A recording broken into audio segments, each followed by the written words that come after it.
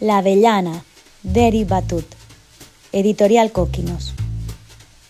Oh, quina avellana més formosa, Digué el ratolinet verd. la trencaré i me la menjaré.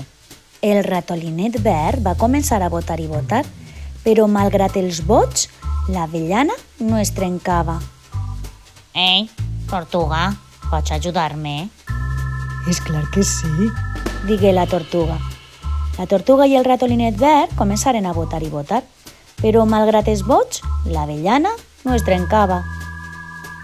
Ei, conill, pots ajudar-nos? És clar que sí, digué el conill. El conill, la tortuga i el ratolinet verd començaren a votar i votar, però malgrat els vots, l'avellana no es trencava. Ei, zebra, pots ajudar-nos?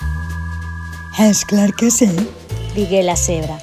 La zebra, el conill, la tortuga i el ratolinet verd començaren a votar i votar, però malgrat els vots, l'avellana no es trencava. Ei, lleó, pots ajudar-nos? És clar que sí. Digué el lleó. El lleó, la zebra, el conill, la tortuga i el ratolinet verd començaren a votar i votar, però malgrat els vots, l'avellana no es trencava. Ei, elefant, pots ajudar-nos? És clar que sí. Digué l'elefant.